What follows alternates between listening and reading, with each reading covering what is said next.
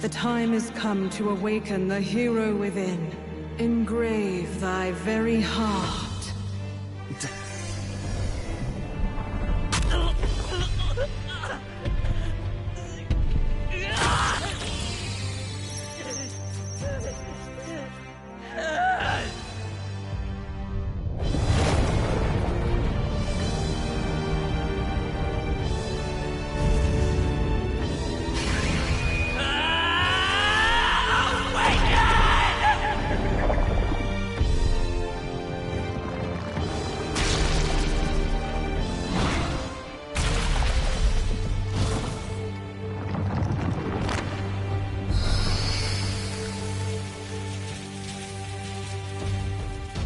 What's going on, everybody? It's Dom from the Game Looters, and today we're diving into something I've been so hyped to talk about for a really long time. That's Metaphor ReFantazio. It's finally here. Now, if you're a fan of Persona or Shin Megami Tensei like I am, this is going to be right up your alley. We've been blessed with a lot of Atlus in 2024, and I am just so happy for it. Metaphor ReFantazio hits our screens though, and it tries to take the cake and take the crown. After playing over 11 hours of the prologue, yep, that's right, I really sank my teeth into this, giving it almost a dozen hours. I am ready, and I feel comfortable now to give you my thoughts on this IP from some of the masterminds that are behind some of my favorite games of all time. So, if you are into the classic Atlus style that has deep stories, strategic turn-based combat, and an art direction that knocks your socks off every single time, then get ready, because Metaphor ReFantazio is more of that, delivering on that and more. I'm going to be breaking it down for you, talking about everything from the story, gameplay, and combat to why this has the potential to be the next Game of the Year contender in 2024. Let's get right into it, and we're going to start talking about the story and the world building. Atlus just does not disappoint when it comes to world building, and Metaphor ReFantazio is no exception. We're thrown into a medieval fantasy setting where magic and technology collide in ways that'll have you questioning what's coming next. You'll play as whatever you name him, but his canonical name is Will, a guy who's part of a tribe that's nearly been wiped out. And, oh yeah, your best friend is a cursed prince. He's next in line for the throne. But with the king now dead and a curse threatening to shake things up, the plot thickens with conspiracy, assassinations, and a whole lot of royal drama. That's right, I love it. The overarching story introduces us to deep prejudice between races, power struggles, and a mysterious villain named Louis. It's darker than your typical Atlus fare for sure, but it holds that signature charm that we love from their games. The world feels rich and full of layers, and even though I've only played just the prologue, it does transfer to the main game, so it's like we're playing the beginning. I can already tell there's a lot and a big, massive story that's waiting to be unfold. And just so you know, from our friends over at Famitsu in Japan, this is clocking in at about an 80 to 100 hour experience to experience everything. Now let's talk about the gameplay and the mechanics. So, if you're familiar with Persona or Shin Megami Tensei, the combat in Metaphor is going to feel like coming home. It's turn-based strategy at its finest, and it's incredibly satisfying. You've got the whole exploit weaknesses for extra turns mechanic that keeps combat flowing, and I was immediately hooked right out the gate.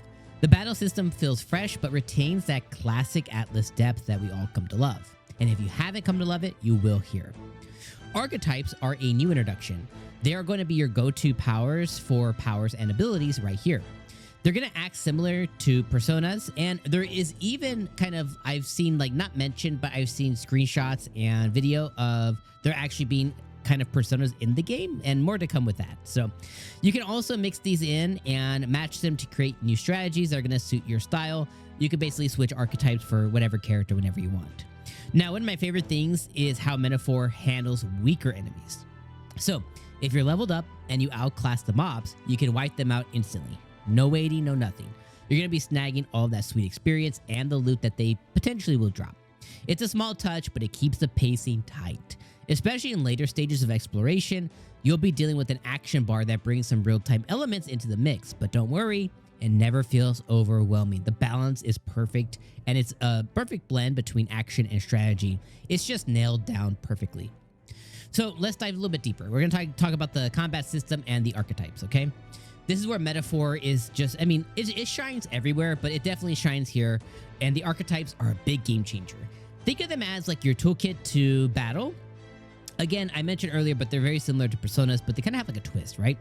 They offer abilities, buffs, and strategies that you'll constantly have to be rethinking your approach, or I guess you could say it allows you to be able to rethink your approach.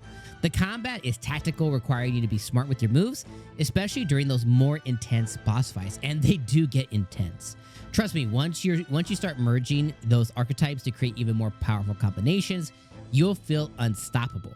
It really does have the same feeling when pulling off the perfect strategy in SMT or Persona, and the satisfaction of figuring out how to take down a tough enemy with a perfectly timed move never gets old. The Prologue had me experimenting honestly like a freaking ton, and there's specifically a dragon that really tested my grit and commitment there, but with a good strategy, I was able to take him down. So we can't wait to see on how the game fully progresses when it comes out, but I can tell you the combat system is deep as you keep going on, and by the end of the Prologue, it just gets really smooth. All right, visuals and the soundtrack, and as you know, Atlus just doesn't miss. Visually, Metaphor is stunning. It really offers this very unique art style, and it really had me thinking back to the days of Fire Emblem Three Houses, but if Three Houses were on modern platforms. It has like that kind of art, like anime, artsy, manga aesthetic. I just can't describe it, but it's really good. And it really works here, and it's just beautiful. Atlus, we know, always delivers when it comes to style, and this game is no exception. The menus are sleek. They're full of that dynamic flair that we love from games like Persona 5. The art direction, combining medieval fantasy with tech, creates a world that feels both familiar and otherworldly. And let's talk about the soundtrack for a second, because it's absolute fire. It's that fuego, baby. If you love the beats in Persona or games like Catherine, this is going to be right up your alley. The music keeps you hyped during battles and makes the quieter, story-driven moments hit harder. The Prologue alone had me vibing with the music, and it's weird too, because it is like da da da da da da da da ha ha ha. It's crazy stuff, but it's awesome. And every new area I explored brought fresh soundtracks that matched the mood perfectly. Audio design is on point. The voice actors are on point. They're a mix of just all kinds of accents, and they are awesome. So if you appreciate a well-crafted, well-rounded soundscape along with soundtrack and awesome VO, like, you're gonna be all over this. Also, I mentioned Catherine earlier. There's an announcer or narrator during the game as well too, and I am almost convinced it's the same person from Catherine. When he finally came up and it started announcing some of the things, like when the date changes, I was like, oh my god, this is it. I love this guy. It brought all back those memories. Like, it brought me back all those memories from when I played Catherine. It's just, I just can't put my finger. It's just so good. It's so awesome. So let me give you some final thoughts, and we're going to slap a score. Even though it's just a prologue, I want to slap a score on this, and that'll give you a hint of what I more than likely will think of when the game finally drops. So let's get those final thoughts out and the score. So after nearly a dozen hours with the prologue in Metaphor, I can confidently say that Atlus has really done it again. This game takes everything I love about their previously released titles like Persona and Shin Megami Tensei, Catherine, 13 Sentinels, Unicorn Overlord, you name it, and it just blends this into something that's both familiar and entirely new. The story is gripping, the combat's deep, and the world is stunning. It's shaping up to be one of the best RPGs, specifically JRPGs of the year, and I'm not even done with the game yet. This is going to stick with me, and I have no doubt that it'll leave a lasting impression on anyone who gives it a chance and picks it up. My official score, at least just based on the prologue, is going to be a solid 10 out of 10. And it's kind of crazy because I've given a lot of 10 out of 10s this year to especially Atlus games, but like, again, Atlus just really nailed it, and I can't wait to dive deeper into this masterpiece when the full game drops. So make sure you guys are here, because I'm going to be dropping a lot of Metaphor videos, hopefully. So thank you for hanging with me today. If you're just as hyped with Metaphor as I am, let me know in the comments. Let me know if you played the prologue, what you really think about it. Don't forget to hit the like button, subscribe for more epic gaming content. As always, I've been Dom. I'm from the Game Looters, so I'll catch you on the next one. Peace.